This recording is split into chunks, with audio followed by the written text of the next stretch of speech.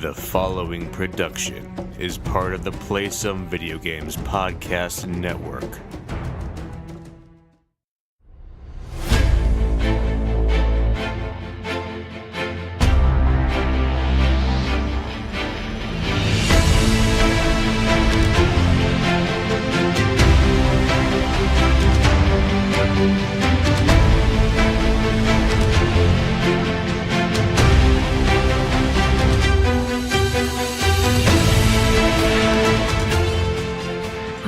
Champions, and welcome to Board with Video Games, the gaming podcast that strives for the right balance of coverage for the games you play on your table and on your television. You could think of us as the Mounds of gaming podcasts. We're a proud member of the PSVG Podcast Network. I am one of your hosts, Kyle, and joining me on this co-op adventure, as he does every week, the guy who likes his coconut the same way he likes his potato chips, and that's dipped in chocolate. Josh, how is it going this evening? You know, sometimes you get me like right off. Like sometimes you nail it. There's a big swing and a miss on this one. Have you ever had? Well, number one, do you like coconut at all? I love coconut. Okay. Do you like Mounds bars? No. Wait. So you like coconut? Do you like chocolate? I like chocolate like on its own. So you don't like chocolate with things? It depends. I'm picky. I'm a very, very picky eater. Have you ever had chocolate covered potato chips? Yes. And you did not like them? No, I think the only thing I do enjoy chocolate covered strawberries. Okay, those are delicious. But it has to be just chocolate. None of that white chocolate nonsense. Okay, like if they like sprinkle some nuts or something on there, is that okay? No. Okay. No. And I do like bacon dipped chocolate. Ooh, that is good. Dipped in bacon, whatever you want to call it. Which is similar to the potato chips, though, because you're getting that salty and the sweet together. Right. It's too fragile. I don't know. I'm just a weird person, so I mean, yeah. No, I'm just a weird guy. It's okay. I totally understand. I'm a big fan, actually, of chocolate covered potato chips. Where I used to live many moon ago, it was a very, very popular treat. There was a couple places in town that made them, and that was kind of their specialty. So when we go to hiring events and things like that for work, we always brought chocolate covered potato chips with us, and that's what we give to candidates and things like that, to be like, hey, look, we're hip and groovy and we do cool things here. This is a great intro for Talk and Talk. Talk and Talk. And one more aside before we get into the full housekeeping situation. How are you holding up after the weekend? You know, it's been a tough 2 days. I can understand that. No, it's fine. It was a good game, and do we have some things I wish we did, like play Butler maybe? Yeah, but otherwise, most people here, we're just not talking about it, you know, and that's how we deal. You know, McDaniel's making some headlines today, which doesn't necessarily that was crazy. Make the Patriots look great, but yeah, that was. So do you think he's your next head coach then after Belichick retires, if he's sticking around now? Yeah, I mean, this is a big move that shows signs of Belichick leaving, whether it's this year or next, who knows. So yeah, we'll see what happens, but I feel bad for those 3 coordinators that took the job in Indy also. That no kidding. Don't have a home, or they have to go to Indy without a starting quarterback. And who they thought their head coach was going to be. Like, that's probably why they went there, you know? Like, hey, we're going to go work with this guy, and now you're not. Yeah. I mean, I'm happy to keep him, but it's just an unfortunate situation. Hey, and now that the pigskin season is over, just a little over a week or so until pitchers and catchers report. And the Olympics. And the Olympics, except, you know, I don't have television, so I don't get to watch the Olympics this year, which is a bit of a bummer. I'm a big fan of the Winter Olympics. But hey, you know what? There's a norovirus outbreak there, so I don't know if it's even going to happen. All right. Well, hey, you know what? Unfortunately, this isn't a sports podcast. This is a gaming podcast. So, hey, thanks for joining us each week, everyone. We really appreciate you tuning in. And we appreciate that you let us diverge for a few minutes there to talk about other things. As always, if you have any feedback, questions, or suggested topics, hit us up at Board with VG on Twitter. No one has said, hey, I really don't like when you kind of diverge at the beginning of the show for a couple minutes. So I guess it's probably going to continue to happen, at least until somebody tells us they don't like it. Also, you can check us out on Instagram, also at Board with VG. Josh is over there doing awesome things. And then obviously you can hashtag all of the cool things you're posting at Board with VG to kind of, keep us all part of the conversation, whether you're tweeting at us or not. This way we can all have a conversation together. So, hey, enough sports talk, enough housekeeping things. Let's jump into some games. Josh, what have you been playing on your tabletop? What an interesting question. Oh, no. Did you learn more games but not get to play them?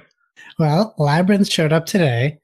I did not learn it. I did open it. But I think, did I get some homework assignments last week? I think I did. I did not play Spirit Island like I wanted to. Oh, no. Oh, no. Which, I mean, Sunday, we were literally, we started at noon on Sunday. So I didn't do much of anything besides deep fry foods. Yeah, you made quite the spread of food. That was impressive. So, and then, Saturday was the day with the wife and the kids. So, unfortunately, no board games got to the table this week, which isn't necessarily a bad thing. So I'm just going to talk briefly about a game I was going to talk about when I forgot I had played Gloomhaven. Mm-hmm. And that's Escape from the Aliens in Outer Space, which is a long title for a game. It's by Osprey Games, and it is the one I have is an anniversary edition. So this game existed well before I knew it was a game. But the anniversary edition is a nice, they did a really good job at redoing this game. So essentially it's a hidden movement game. In the original game, it came with, I want to say pencil and paper maps. This one came with dry erase markers and dry erase boards for maps. And essentially what you're doing is, depending on the amount of players you have, you're trying to evenly split the plays between aliens and humans. And you are, picture yourself in the movie Alien. You're essentially in a derelict spaceship, if you will. When you open up the game, each player gets a game board, which is what they are drawing on. And there's probably 10 to 15 different pages you turn, and each page is a map. So you have all these different maps, and they're basically rated by difficulty without saying that. Just the size of the map really kind of tells you what the difficulty is. And the humans start in one of 3 spots. The aliens start in one of 2 spots, but they're essentially in the opposite ends of the ship if you start with the recommended scenario. Mm-hmm. Change based on that. You can play the game kind of like Santorini with character powers, but it's recommended you try playing the game without the character powers at first, so you can kind of figure out how the game works. And humans are allowed to move a certain amount of spaces, and aliens move different amounts of spaces. I want to say aliens can move 2 spaces at a time, but I'm blanking on the move. It's one or the other. But essentially, as you move, you're marking down on your sheet what grid you're in or what box you're in. And if you step in a certain square, you have to draw a card. Now, there's one of 3 options. There is a no noise card. So you don't say anything, you just discard the card. Then there is a card that tells you have to say your specific vector or area that you're in. Or there's a card that lets you say any space on the board. Ooh. So you can try to throw off, not only, it's not a cooperative game per se. There are 3 escape pods in the game. When you have to, it's a race to get to the escape pods. It might be 4. But when you get to the escape pod, you literally draw a card, and it's a 50-50 chance of the escape pod failing or succeeding in an escape.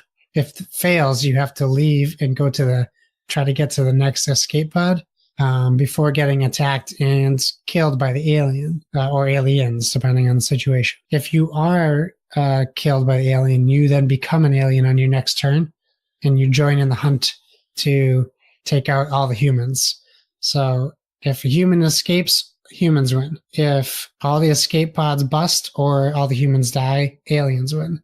So it's a pretty fun game. It definitely heightens up the tension in the group. And speaking of soundtracks, that would be a great game to put on, like all the Alien movie soundtracks while you're playing it to get the mood going.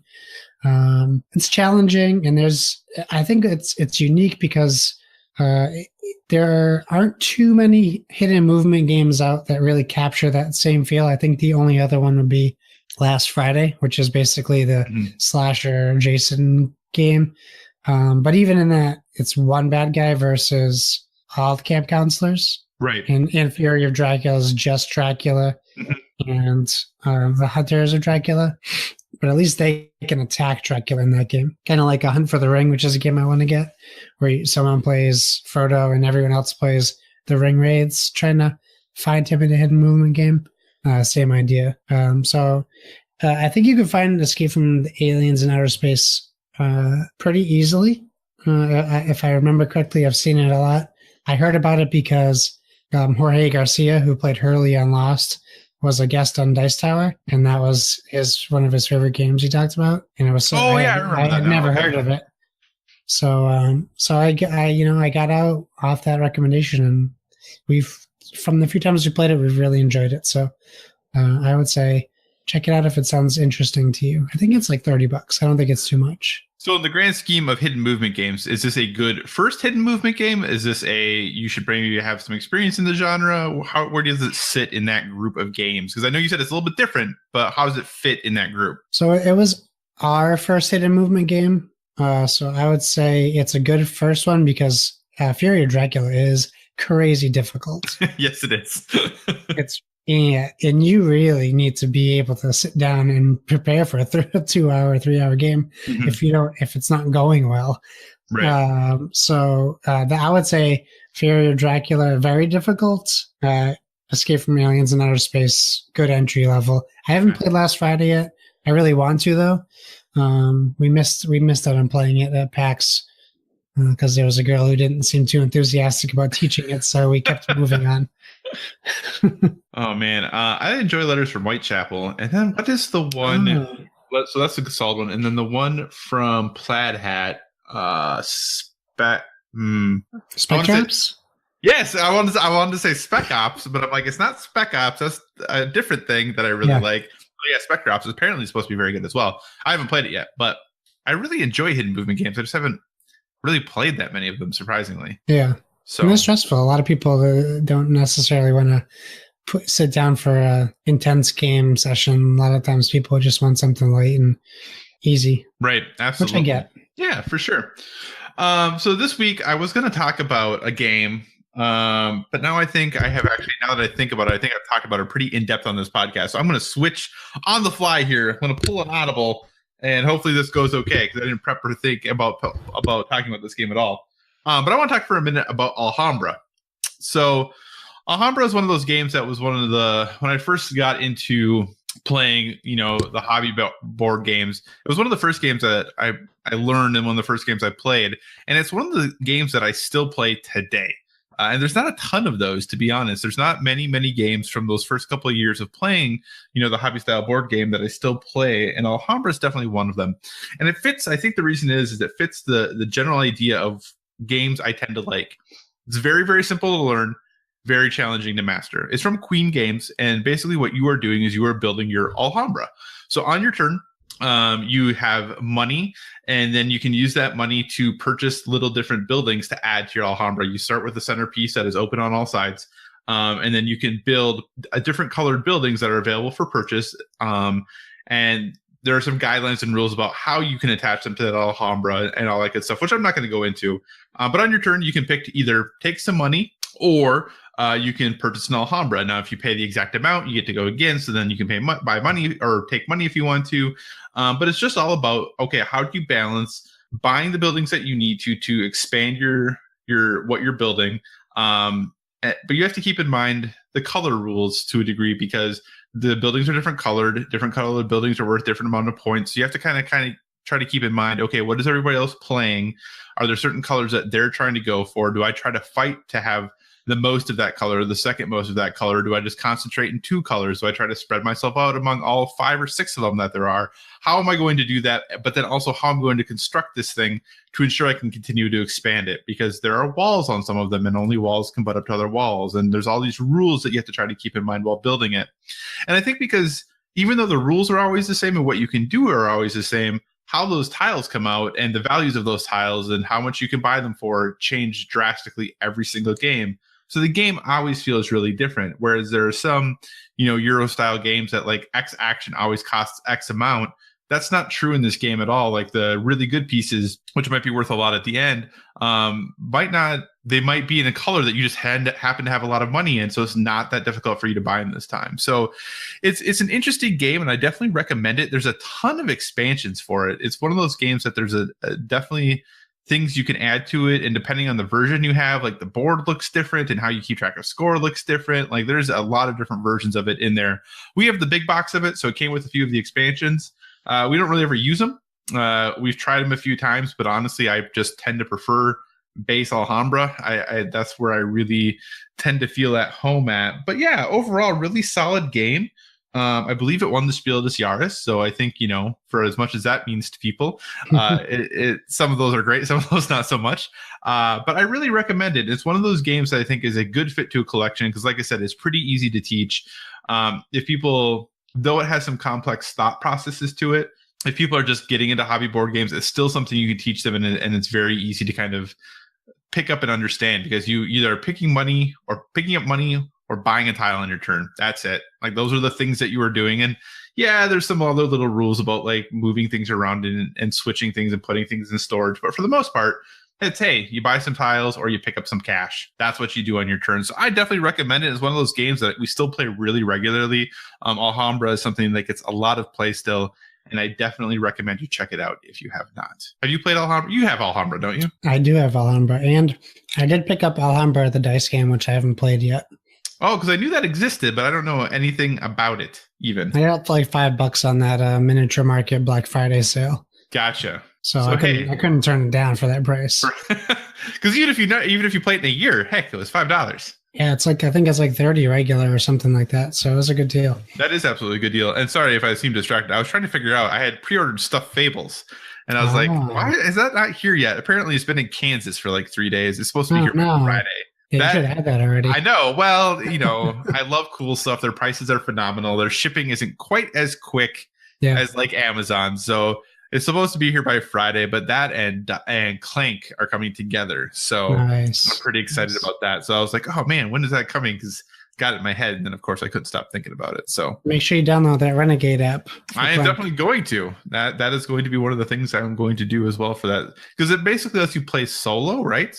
Yeah, but it also lets you play multiplayer too. It just helps you out with that as well. Oh, gotcha. Well, then I will definitely do that. Very cool. Alrighty. You ready to move on? Oh, absolutely. Let's do it. Let's keep the show rolling. Okay. Well, there are definitely a lot of people with a lot of differing feelings and opinions on Valentine's Day, but you can pretty much put it into two groups. The people who are into it for the festive, I love you reminders, and the dates and the chocolate dipped things and the roses and the jewelry. And then there's the other people, the people who maybe bloomed late or don't have a lot of money or think it's bloomed late. What does that even mean?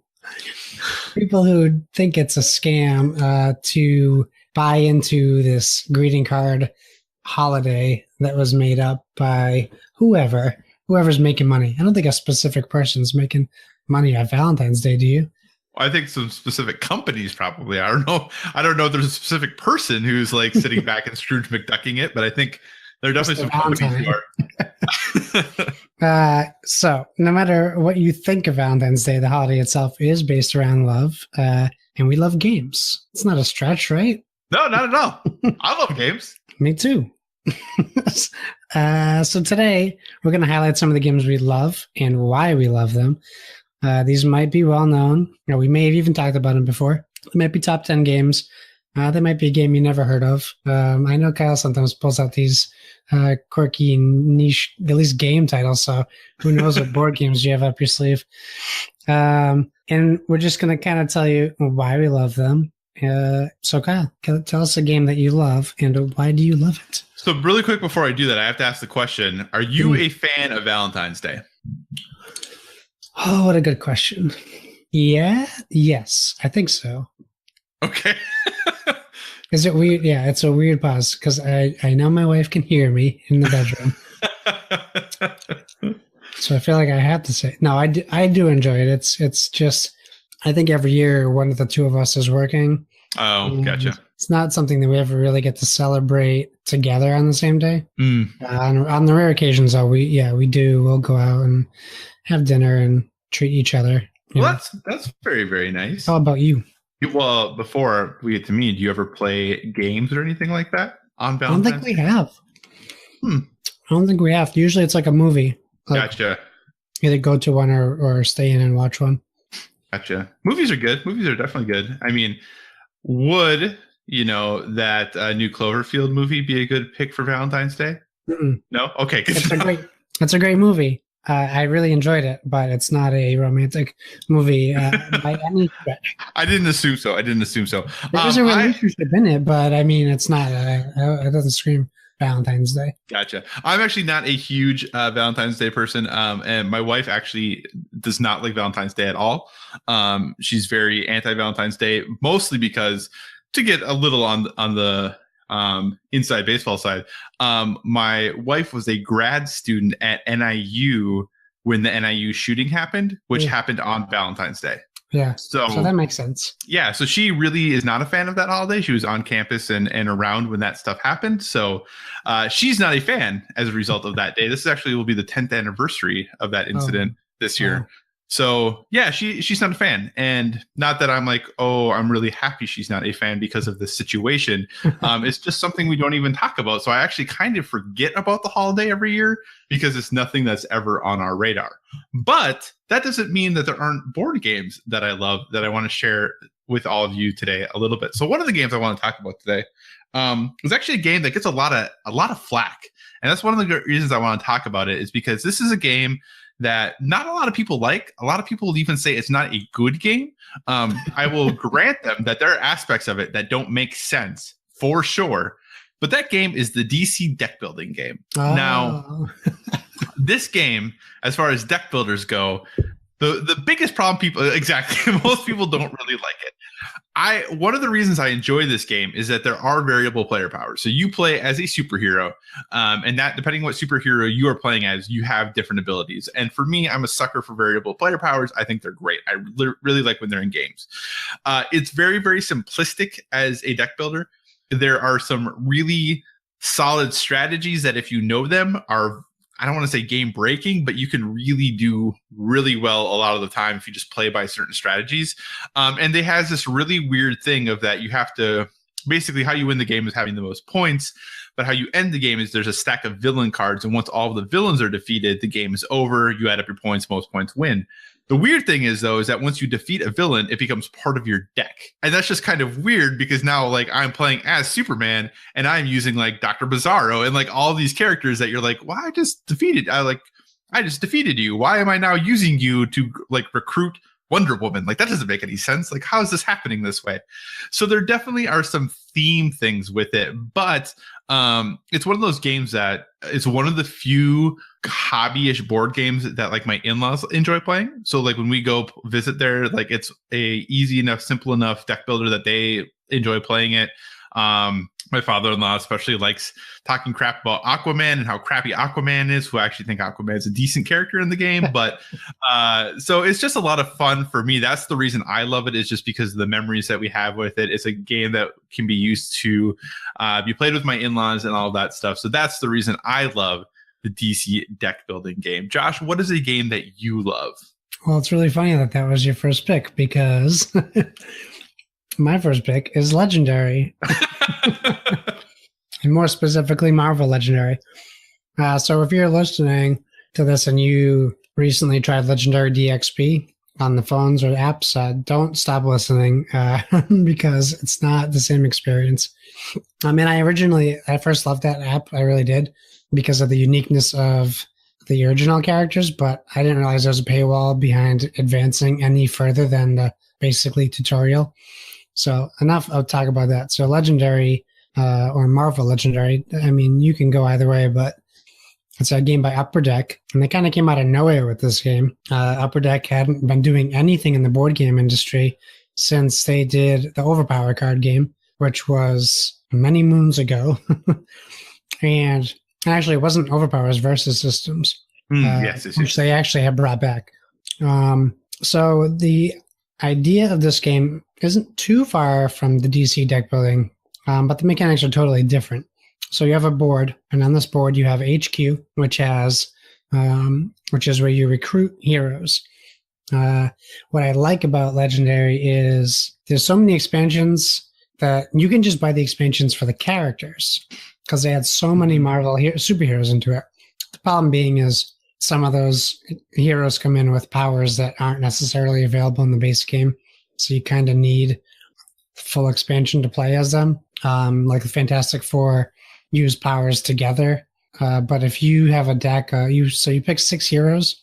We have them all randomly set up in the box, so we would just blindly pick a hero and play him. But like if you get the Thing, and a lot of his cards say like the Thing needs Mr. Fantastic or the Human Torch to do something, it's no good if you have 5 other heroes that aren't in the Fantastic Four. Mm-hmm. Same with the Guardians of the Galaxy characters. They all have kind of abilities that work off each other. But I'm off on a tangent. So essentially, above the HQ is a city scape, and it's a progressive deck. And at the end of the city is a villain deck, and you will flip this villain deck into the most available spot next to the said villain deck. And that progresses, and if villains escape, they have effects that immediately either affect you or the board game itself. And you also have a mastermind villain, which is in the base set. I think it's Loki, Red Skull. I'm blanking on. I'm trying to think of them now too. Loki, Red Skull. I know there's other ones like Thanos and Galactus and Venom. They keep adding masterminds too. And you also have things called plot twists. Plot twists come out of the villain deck, and it literally like brings the game to a screeching halt, and you have to stop and do whatever the mastermind card says, affecting more heroes essentially. And it's a card drafting game with mechanics similar to Ascension, where you have recruit points and attack points, which are Agents of S.H.I.E.L.D.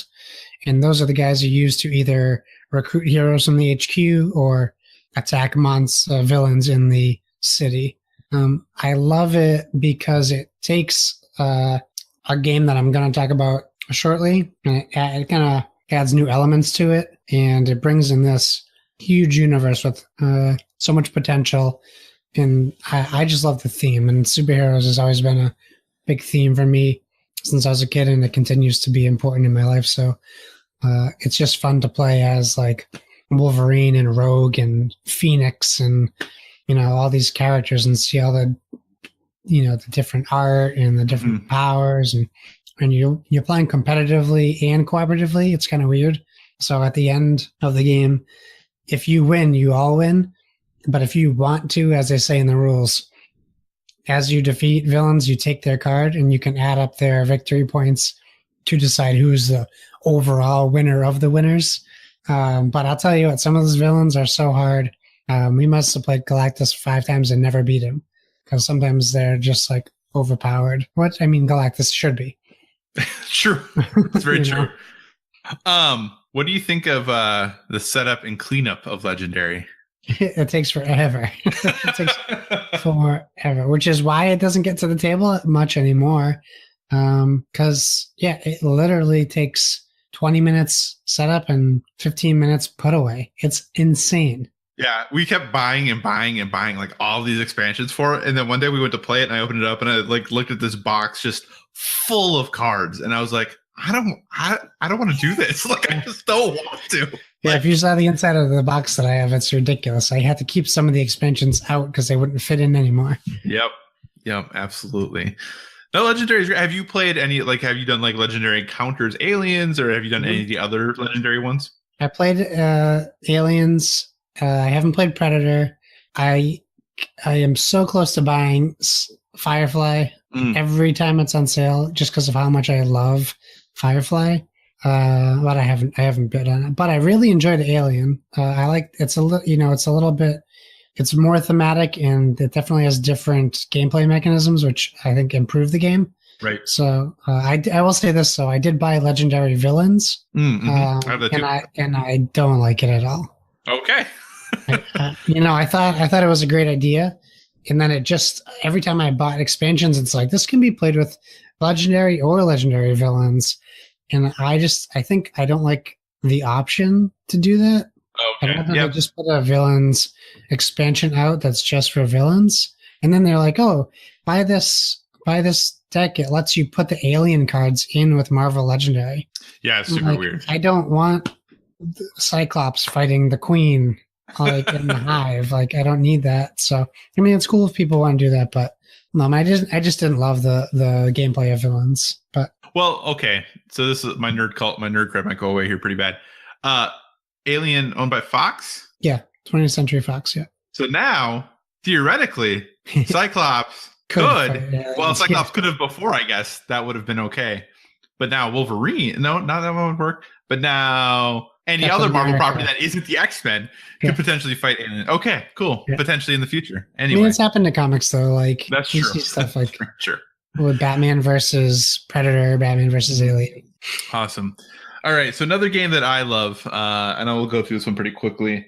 I've mentioned it offhand on the show before, and this is the game that I've always wanted to play a paper pencil RPG. I've never played like D&D or anything like that. There are a number of them that I find very fascinating, and I've read rule books and all these things, but I've never actually done a campaign or even like a short one. So to scratch that itch, I really am a big fan of Pathfinder the Adventure card game. So Pathfinder obviously is an RPG, tabletop RPG that exists. Paper pencil, you can do that if you want to, but Pathfinder the Adventure card game takes all of that and boils it down to multiple decks of cards. And it's actually a game that my wife and I have really enjoyed our time playing. It basically is an RPG in a box. You don't need to have a dungeon master or a GM, whatever you want to call them. The game does that for you, and you work through different scenarios. You have characters that you start with that you build stats on, so they have their little board, and you're improving their strength or their cunning or whatever you want to improve with them, and you're getting new cards and you're getting new weapons and you're getting all these new things to improve your character as you work your way slowly through this campaign. That's pretty lengthy, really. I mean, the base box comes with like one part of the campaign that I think has like 4 or 5 scenarios, and then you buy these expansion decks, and each one has like an additional 4 or 5 scenarios in it, plus other cards and all these good things. And there's been multiple base boxes of this setup. So I really think it's a good time. The reason that I love it is kind of the way that my wife and I can play an RPG together without having like a full group, though I still have that desire to happen someday.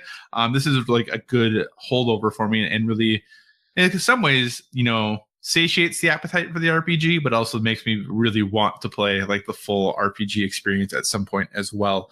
So if you're interested in that, it can be played. I think it works great with 2 people. If you play with more, I think if it was a regular, consistent group, I think it would be a good fit. And I think if you are looking to play an RPG, but don't have someone who's experienced to run it, like you typically would, this might be a good fit for you, or a way to do that. So you don't have to have that person in charge of running everything and coming up with everything. You're just kind of playing to what the game says and kind of play it based on the game's story. So I really enjoy it. I definitely recommend it. That's Pathfinder the Adventure card game. Pretty easy to find, multiple variations of it. And I think all of them are pretty good. So Josh, what is another game that you love? So, I thought about this for a little bit. Like, I could easily, there's a lot of games I could name, like Carcassonne and Catan, and even Alhambra crossed my mind. I think there's this like group of games I just kind of just love overall. So I decided I would just pick one from that like pile in my mind. And it's definitely a game we've talked about before. That's Seven Wonders. So, I'll be brief because I'm pretty sure most people know it's always on BGG's top 10s. People know about it. But for me, this entered my gaming life when I was just really getting into gaming. And it wasn't like anything I ever had played before, especially with the amount of strategy that is not immediately obvious as you start playing, unless you've played before. So on the face, it just looks like a card collecting game where you're trying to like protect your area and build your wonder and, you know, get the most victory points. But what it really comes down to is a crazy in-depth, if you want it to be, strategy game, because, you know, it depends. And usually when you play, at least my experience, you're playing with a large group of people. And I think it still plays best at 6 players. But when you have to look to your left and right and worry about military might, no rhyming intended, that can't be where you stop, because you need to be looking at people who are building science and working on all these different things. So if you don't know Seven Wonders, essentially it is a card drafting game where you're going to get a hand of cards, and I think it depends on the number of players how many cards you get in your hand, but essentially it works out to, you will draw a card, put it face down, pass the deck to your left for the first round, and everyone simultaneously plays the card they chose on their board, and everyone's going to get a wonder.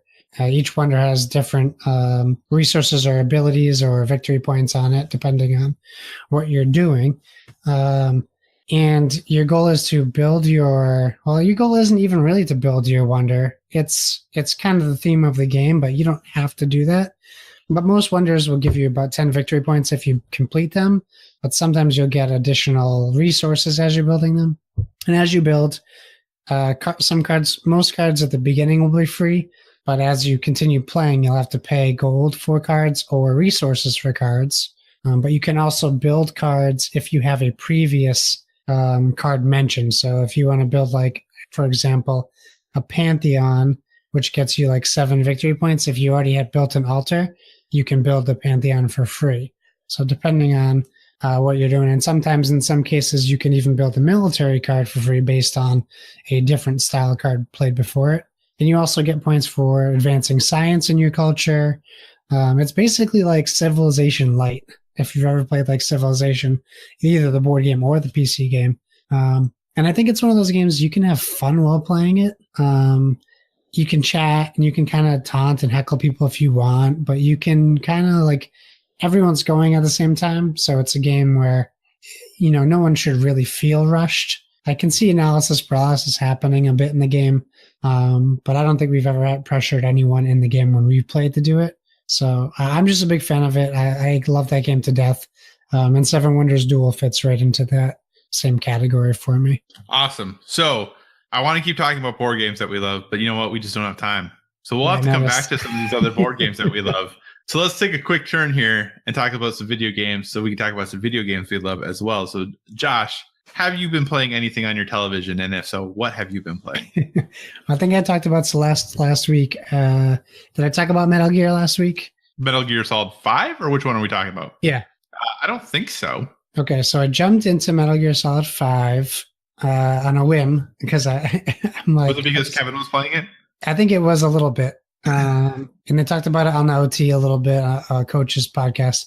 But, you know, it's just, I have so many games I want to just get into. And one night I just figured I was up. Can only really play games now when the baby's asleep. So it's going to be in small portions. So I played Metal Gear and I played the prologue and it's weird. The prologue apparently is very weird. That is what I've heard as well. And I don't think I'm spoiling the game that's been out for 2 years. It's very weird because, well, there's a lot of things that happen. If you've played Metal Gear, it eventually has a traditional Metal Gear style, like, action as far as gunplay goes. But the first maybe half an hour of the game is weird, like Kojima subtext, like this story, you wake up in a hospital bed and they you wake up out of a coma, the doctor's telling you these things that are freaking you out. He hands you a mirror, and what you see in the mirror, what I would describe as if they put you or me in snake hair and fake mustache and goatee. It's a guy who clearly does not look like Snake, with just like, I didn't know when I was looking at it if this was an intentional or what happened, if it was a graphical thing. It looked horrible. And eventually, some things happen. People come in to try to kill you. And I still don't know if this is true or not, but I'm pretty sure they made you look like Snake so he is not assassinated. Because all of a sudden, a dude in bandages comes and sounds like Kiefer Sutherland. And I'm like, okay, that's Snake's voice. So I'm not Snake. But for the whole prologue, you don't play as the protagonist. You play as unnamed hospital dude, patient in the bed. They ask you to customize your character. The doctor's like, we're going to give you facial reconstructive surgery. So then you spend, if you want to, you can spend 30 minutes customizing your avatar. For someone who you'll play for like a half an hour. No, the doctor dies before he does the surgery. So I spent all this time making my character's face, and then the doctor dies. I don't even get the surgery, and I'm still weird-looking snake guy running around. It's like the poor man's. He's so brilliant, isn't he? Brilliant. Yeah, it's nuts. So, anyways, it's, I could appreciate the craziness as it was happening. Obviously, I think I appreciate it more now talking about it, but once you get into the gameplay, the action's good. A lot of it's LED gameplay, though. I'm looking forward to getting into the actual storyline. But I'll tell you what, some of the bad guys they show at the beginning of the game are like straight out horror supervillains, and I'm very excited to have to encounter them later in the game. Very cool. How about you, my friend? Well, I was hoping to be able to talk about Shadow of the Colossus today. I have it downloaded. I haven't started it yet, though, because life's been busy. I mean, granted, it came out today, but yeah. I was hoping, maybe last night or today I'd be able to sneak some in, and it just hasn't worked out. So instead, what I'm going to do, folks know my love for Overwatch, and I've talked about Overwatch before, so I'm not really going to talk about Overwatch today. Instead, I'm going to talk about this other game, which is trying to, I would say, wedge in on some of the Overwatch action, and that's Paladins Champions of the Realm. The group of people I play Overwatch with, we've been going to Paladins from time to time, just kind of, refresh our palate and experience other things while still be able to play together. It's a free-to-play hero shooter. It's on PS4, Xbox, and PC. It kind of takes the MOBA approach, though, because like I said, it is free-to-play, so there's a select number of champions that are always free, a few, like 2 or 3 of them that rotate through being free, and then 15 of them that you have to pay for if you want to ever have them. And you can grind to eventually get in-game currency, or you can just buy all of them and all future champions for $20, which I haven't done yet. So I'm still only stuck to the free ones. But there's basically 3 modes. There's, hey, control this point. The first team to control it for X amount of time wins. There is a capture the point and push a payload to the end. And there is straight up team deathmatch. All of them play pretty differently. All of them have a unique feel. There's not a ton of maps, but overall, like it's definitely passable. Overwatch doesn't have a plethora of maps either, so it's definitely passable. There's 3 types of currency. So a free to play game. There's multiple currencies, 3 in this game, and there, I swear, I wrote in the show notes a bazillion. There's not really a bazillion chests, but there's probably easily, honestly, about a dozen different chests that you can purchase that are thematic, or with different currencies, or you have to do different things, and all that good stuff. So overall, like, you have these characters, they have different abilities. Some of them are frontline, some of them are support, some of them are flankers. Like, it fits all the things you'd expect to have in a hero shooter. Overall, solid game. Not great, not bad. It's solid. However, there are 2 things about this game that prevent me from saying it is everything I want it to be. One is the matchmaking. The matchmaking isn't great. I don't really feel like there is. I don't know what the algorithm is, or maybe I'm just too new to it and I'm switching characters too much. There are some games that I go in and we absolutely steamroll the other team, and there are other games that we go in and we get absolutely steamrolled. Very seldom has there been a close or competitive game. It seems like in the games that I have played, and I've probably put 10 hours into this game so far, it seems like we either dominate or get dominated. There's very little in between so far in what we've played. The other thing I'm not a huge fan of about it is that when you are starting the game, you pick a power for your character to have that it's right now one of 4 that it takes one of your abilities and does something special to it. So either increases the damage it does, or it lets you regain health faster. There's these different things, and they're different for every character. You pick one of these 4 things, and then along with that, you pick you have a deck of cards that you pick that supports kind of those things for your character. The important thing to know about these deck of cards, though, is these are the things you're unlocking in these chests that you're getting, in all the dozens of different types of chests there are. These are the things that you're unlocking. So you might have a level 1 card, but that lets you move, gives you like 10% movement speed. But then if you get enough duplicates of that card, suddenly it becomes level 2 and it gives you plus 12% movement speed. And then it can become a level 3 and then it can give you 15% movement speed. And you have 5 or 6 of these cards in your deck. The decks go up to level 50. So it's very possible that in a matchmaking game, my deck might be a deck level 20, and I am playing against a character whose deck level is deck level 50. So it becomes really unbalanced, really fast. Now, granted, this is still an early access game. It is only, I think it's in beta form right now. It is definitely early access. It is not a 1.0 at all. But man, and I think that's what leads to some of those just completely over like games that are just totally unbalanced, is that there are things that just make the game feel just unfair sometimes. And I think honestly, these cards have a lot to do with it. I always just pick whatever my highest deck is for this person. And I don't even know if it's always the best, but I feel like I have to compete sometimes. Yeah. And so there definitely is this incentive to continue to play, to continue to get chests, to continue to unlock these things, to continue to improve your deck, so that you can hopefully compete with, the people you're playing with. Now, there are 2 modes. There's bound, which means that everyone's character cards are equal. And then there's unbound, which means everyone's just playing with whatever the deck there is. The problem is in bound, there's only 1 game type. So you're always playing the exact same thing. And in unbound is where like all of the other fun stuff is. So yeah, it's interesting. I think if you're looking for a free-to-play game that you want to check out, give it a whirl. If you're into hero shooters, or if you're into Overwatch and you want to play something that has a little bit of a different feel, that teamwork maybe isn't, I don't think like the whole team comp is as big of a deal there. Give it a whirl, but definitely don't expect quite the polish level that you're going to get out of something like Overwatch. And granted, like I said, it's still in early access. I'm not saying it should be that polished, but there's definitely, for if you play Overwatch and you think prior to this recent patch that Mercy and Junkrat were unfair, you ain't seen nothing. You ain't seen nothing yet. That's for sure.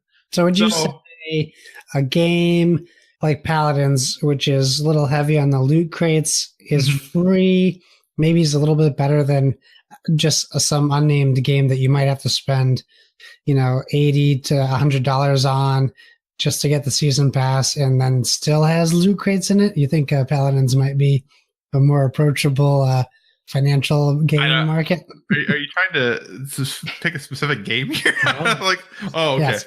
I'm attacking Star Wars. But they didn't have a season pass, did they? The game to get no, they did a thing where it was like $80 gets you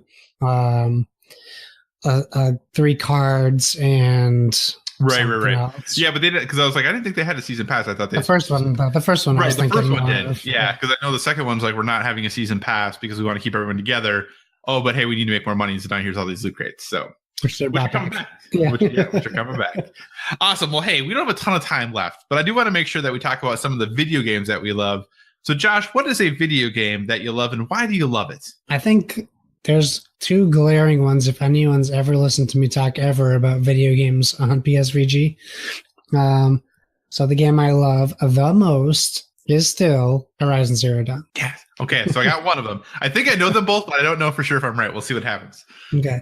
I mean, since we don't have a lot of time, I'm just going to say it's a beautiful game in story and in setting, and graphically it's stunning. They did a great job with the voice acting. It is stellar. And the combat is... Sure, every game in third person is going to have camera issues. It happens. But I love how that combat feels in that game. And just today I saw someone on Twitter saying, like, I'm level 30 and I didn't even realize I could have crafted medicine this whole time. Like, that totally could have been me. I wasn't. I didn't. Right. I totally did not realize I could craft medicine for the longest time in that game. I probably was like almost done by the time I realized it. But that skill tree is so in depth. There's so many options and choices you can go down when you're crafting your character that I don't think that I know anyone. No one's characters are built the same unless you finally get to the point where you've maxed them out. Like, I love that. And if you don't know where the certain ultimate armor set is and you don't do the certain quests to get to it, you don't even have certain armor sets. So it's a game I could talk about forever.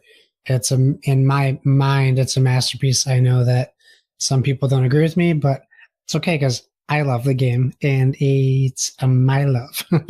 That is correct. And you, sir?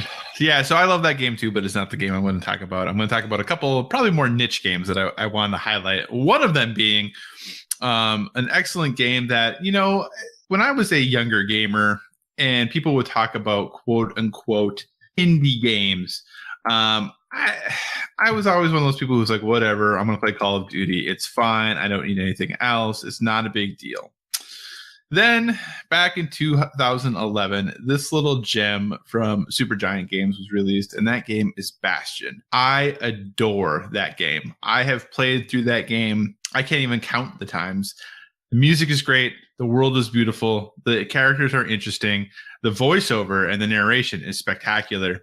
That is a game to me that is very, very special. And I think really, for me, highlighted how special and cool and unique quote unquote indie games can be, and really help me fall in love with all of those games. That leads even to today, you know, when you were talking about Celeste last week and I'm still playing that game. Like, I love the fact that those smaller developers can go out and take risks and do different things, or even do things that aren't super quote unquote new, but there's not a huge market for that. They don't have to sell, 10 million copies of the game to be profitable, so they can still give you the types of games that you love. And everything since then that Supergiant has done, I think, is also spectacular. But if you haven't played Bastion, I highly recommend it. It is a really special kind of action role-playing game that tells a very interesting story that's far more compelling than you think it's going to be, and wrestles with loss and what is right and what is good and what is moral and what is not. And it's just a really cool, interesting game that tells a story in a way you don't expect and is a lot deeper than you think it's going to be. So if you haven't, like I said, I really recommend checking out Bastion. It's on like everything. Like, you can play it on just about anywhere, but it is a game that I absolutely adore. Josh? Okay. I really enjoy that game. Awesome. Give me one more, and then we'll each do one more, and we'll call this a night. Okay. Well, I want Mass Effect 2 would be my second game I love of all time. That's what I was going to pick. So I'm not going to talk about it. Okay. Also, Lost Odyssey, Spec Ops: The Line. Those are games I love very much.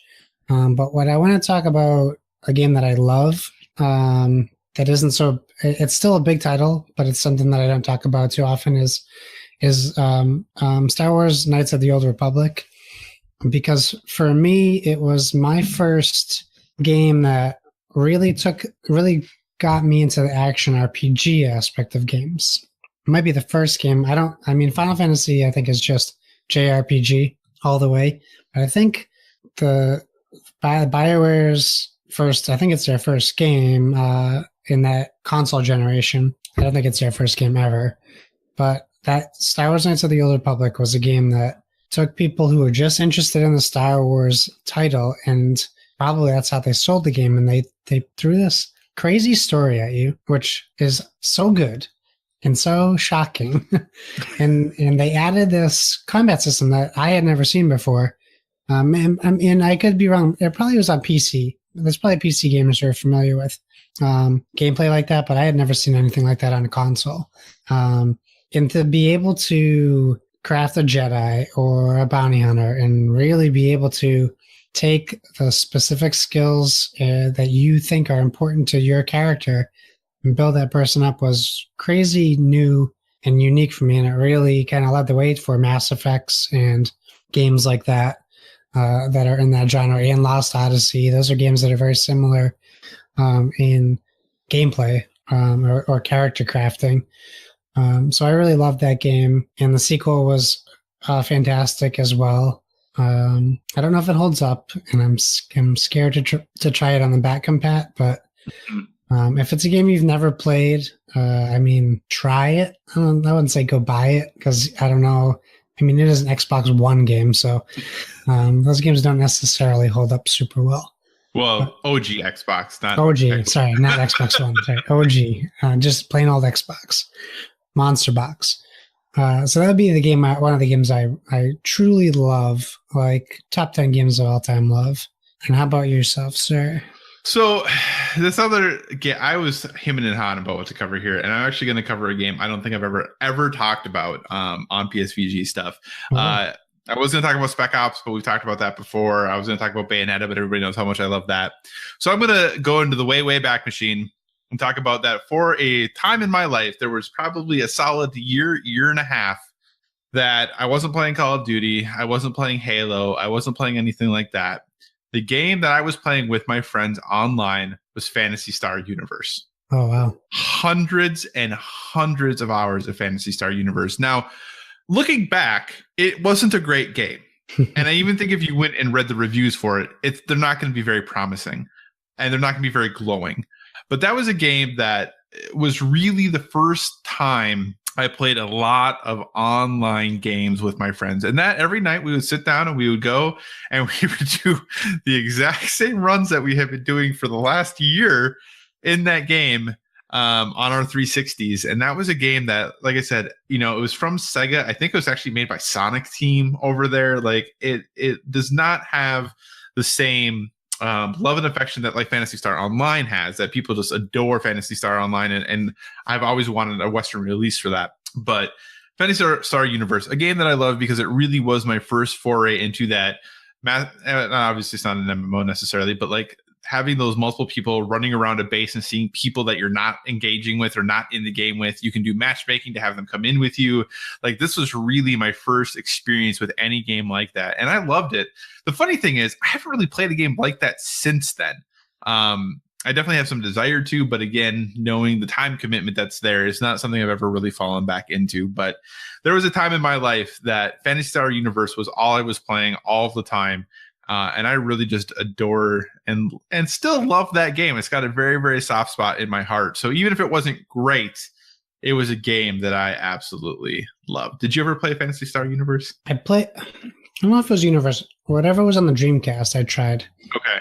And I never Phantasy had a Dreamcast. Star, it might have been, was it online? Did online come to the US? Oh, man, it may have. I don't even remember. Like, I know the Phantasy Star thing, like, I don't want to say universe. The Phantasy Star games there are people who really, really like them.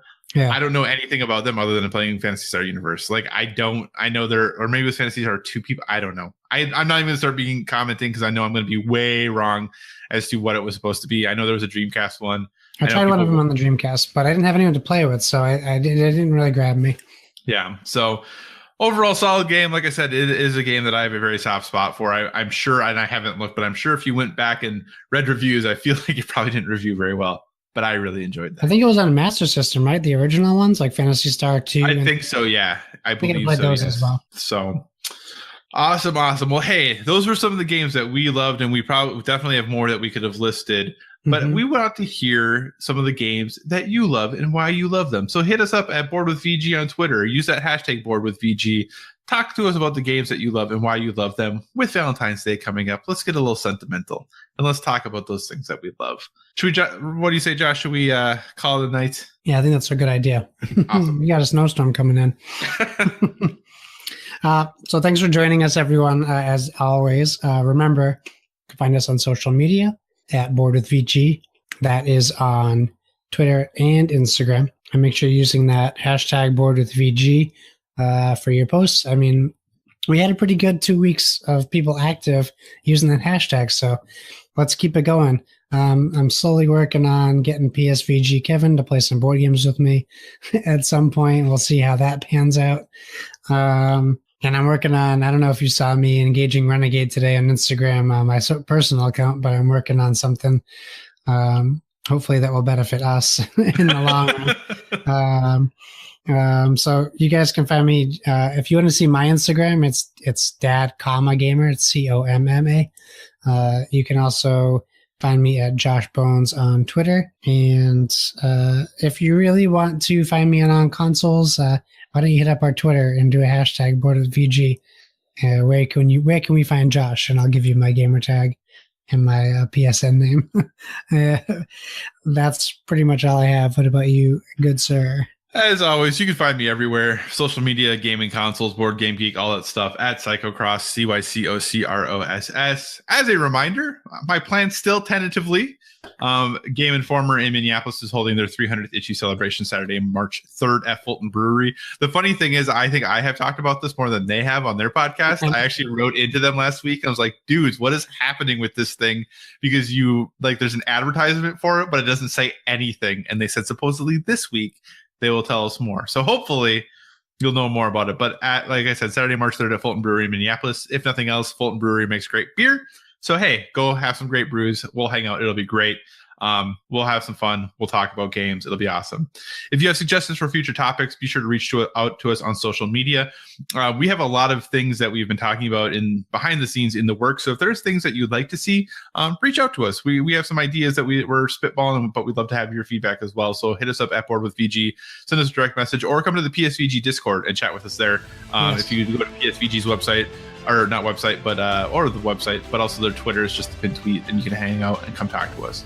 So everybody, as always, remember, whether it be board games or video games, never stop gaming.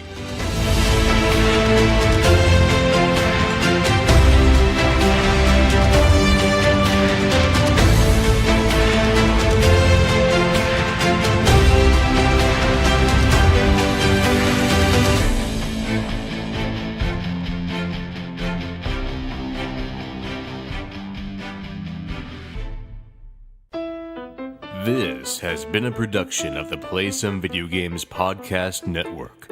Find more great content at playsomevideogames.com.